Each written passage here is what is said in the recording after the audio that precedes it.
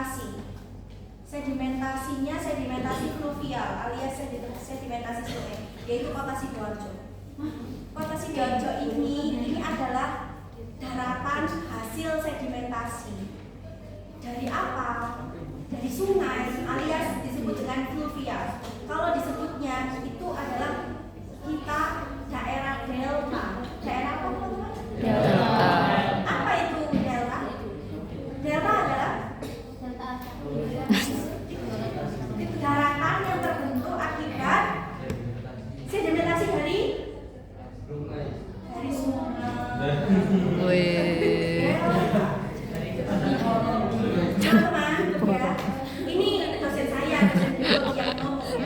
Jadi ketika saya studi lapangan di Lumpur Lapindo, Lumpur Sidoarjo, itu Lapindo lagi. dosen saya mengatakan di sini, dulunya Sungai Porong itu adalah sungai yang sangat besar dan sangat lebar. Sebelumnya segitu ya, tinggal segitu. Jadi dulu itu kapal-kapal asing yang berdagang ke daerah Majapahit. Minummu pindahan ke kanan dong, tolong. Ketutupan tulisannya. Di mana Majapahit itu?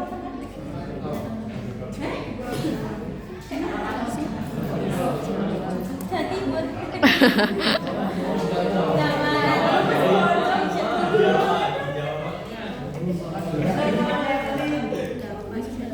Mojokerto. Kenapa kamu suka itu? Karena apa?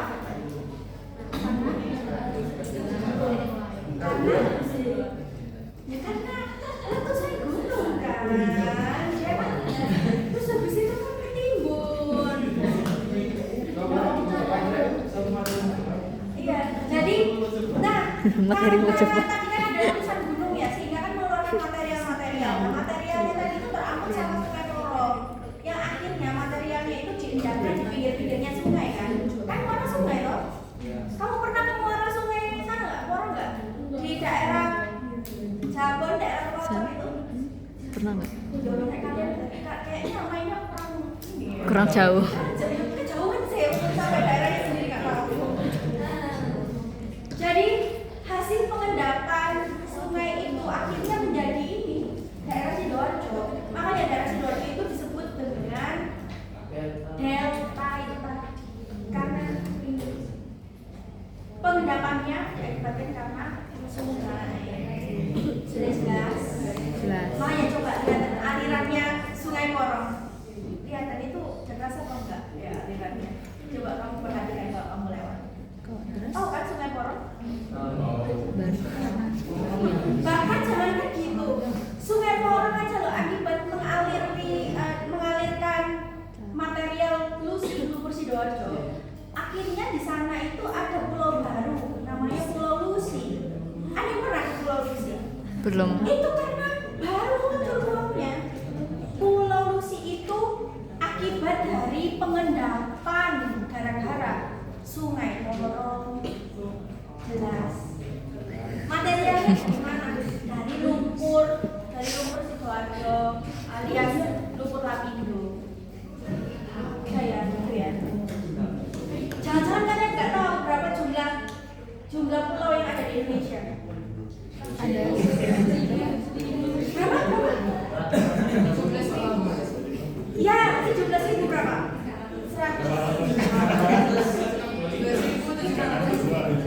17.504.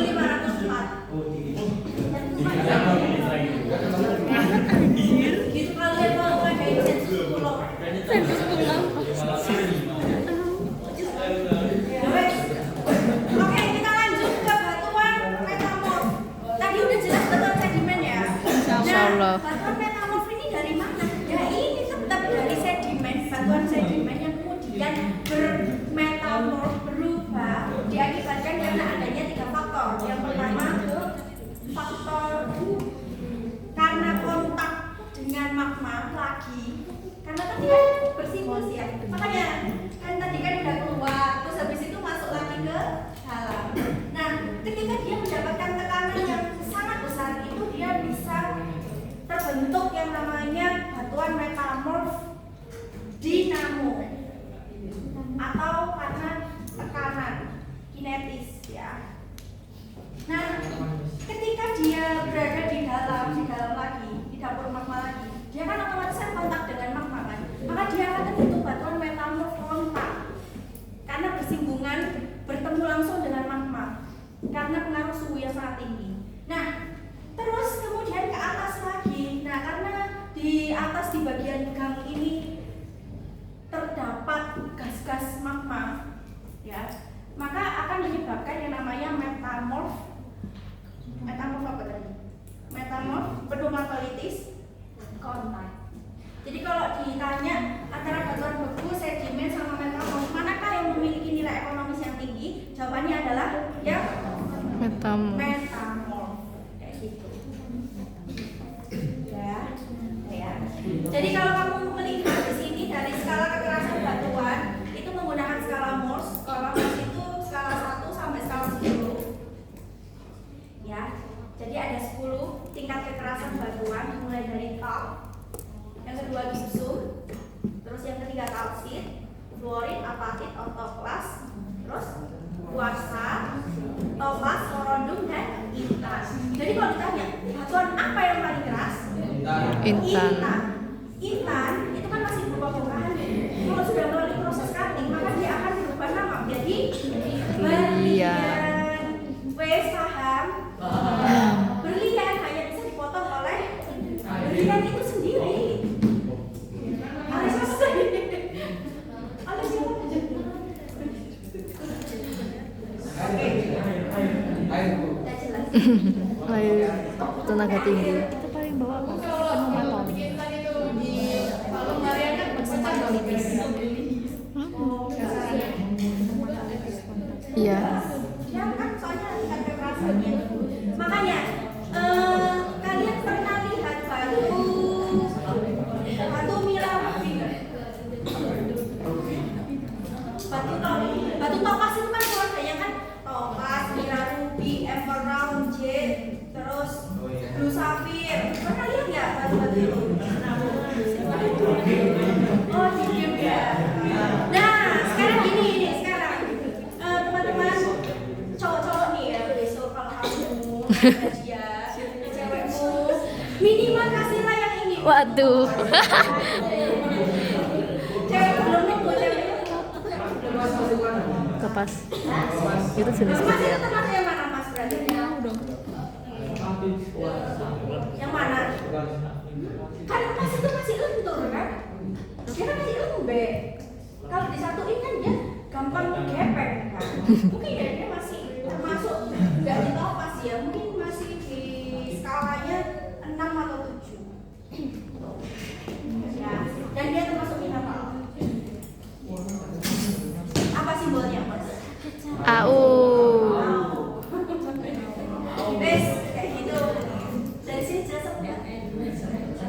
Insya Allah. Dan ada kan? Insya Allah. Belum bisa mikir. Nah, sekarang kita lihat sebelah sini. Penampang melintang gunung api. Teman-teman bisa tahu di situ kan ada tadi contohnya itu seperti mana ya tadi ya? Nah ini contoh metamorf kontak adalah kolit, seal, dye. Nah ini bentukannya. Jadi ada nama-namanya sendiri.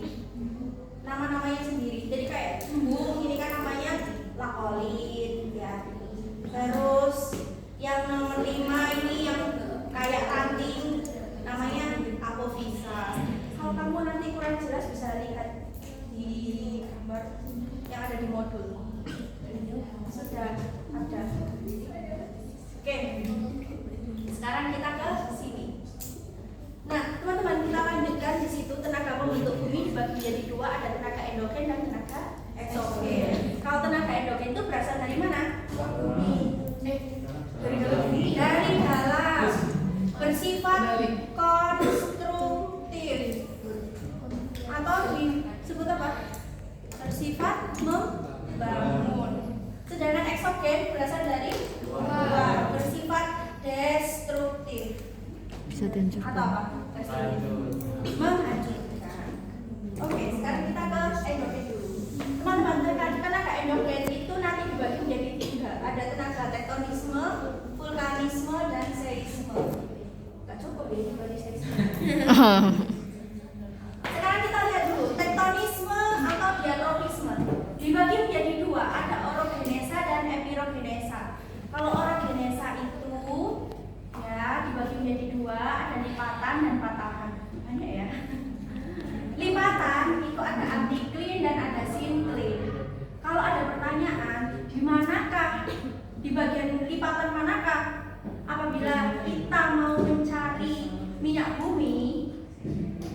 Jawabannya adalah anti-iklim.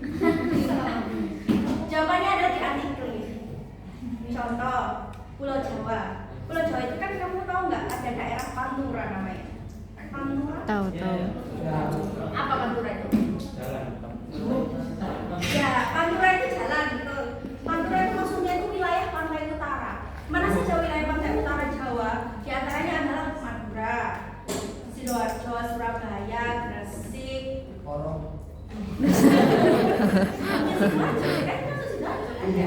Terus apa lagi, Rek? Lanjutannya sana itu Lamongan ya? Lamongan, Tuban, sampai Bojonegoro, dan lain sebagainya. Nah, teman-teman perlu tahu. Jadi di daerah anti-iklim atau daerah Pantura Jawa itu semuanya mengandung minyak bumi. Contoh di Madura itu di daerah Cemara Udang itu kan kayak kita kamu bawa batu terus habis itu kamu lempar gini loh, nanti itu bisa keluar api. Bukan sulap, bukan sih, karena itu mengandung minyak bumi yang sangat besar kan. Sama halnya kalau di Sidoarjo kan udah terbukti ya ada Lucy ya. Lucy kan itu kan juga minyak bumi kan sebenarnya. Terus di daerah Bojonegoro, itu juga ada api abadi. Tahu ya kalian? Terus agak ke sana itu malah belum batu. Ya kan? Migas, tambang migas terbesar di Indonesia dan seterusnya. Maka ditemukan di daerah yang namanya daerah anti-iklim. Oke. Lanjut sekarang, patahan. Nah, teman-teman, di orogenesa itu ada juga yang namanya bentukan yang namanya patahan. Nah, patahan ini sebuah depresi. Pernah lihat sinkhole ya? Sinkhole.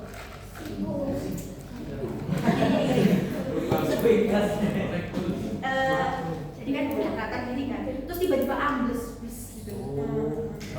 Nah, itu namanya ambles, itu namanya daerah depresi. Bikin depresi. Nah, bagian yang atas itu namanya horst, sedangkan yang ambles tadi namanya graben. Yang ambles tadi namanya apa? Kok bagus tuh namanya? Iya, namanya itu. Nah, orogenesa ini terjadinya di daerah yang sempit. Nah, waktunya relatif singkat. Kalau epirogenesa itu daerahnya luas, sedangkan waktunya lama. Oke, contoh sekarang fenomena epirogenesa. Teman-teman nyadar nggak sih kalau daratan kita ini naik atau turun? Bisa kerasa nggak? Nggak bisa kan? Nggak bisa. Nah, caranya mengukurnya gimana? Cara mengukurnya adalah yaitu kita pergi ke tepi pantai, kita lihat 0 mdpl-nya itu berapa, terus kita amati di situ dengan jangka waktunya lama.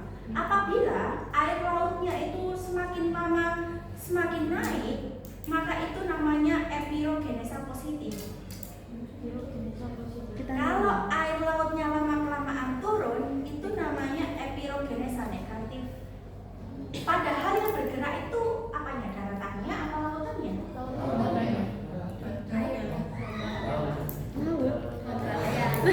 Ombaknya. Epirogenesa tadi itu loh untuk mengamati apa tadi?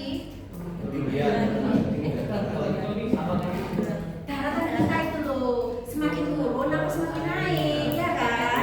Nah, kalau berarti yang bergerak itu lautannya atau Darat. daratannya. Ya kan bisa naik atau turun kan? Caranya gimana ngamatinya? Itu tadi. Makanya di sini jangan sampai salah. Meskipun yang jadi tolak ukur adalah air lautnya, tapi sebenarnya daratannya yang bergerak. Jadi kalau tadi air lautnya itu naik, berarti epirogenesa apa? Positif. Kalau turun air Negatif. lautnya negatif. Apa sih yang bisa nanti saya sajikan gambar ya, sajikan gambar gitu. Kalau misalkan air lautnya semakin lama semakin naik,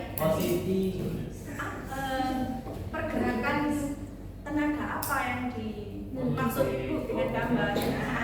Epirogenesa Positif. jawabannya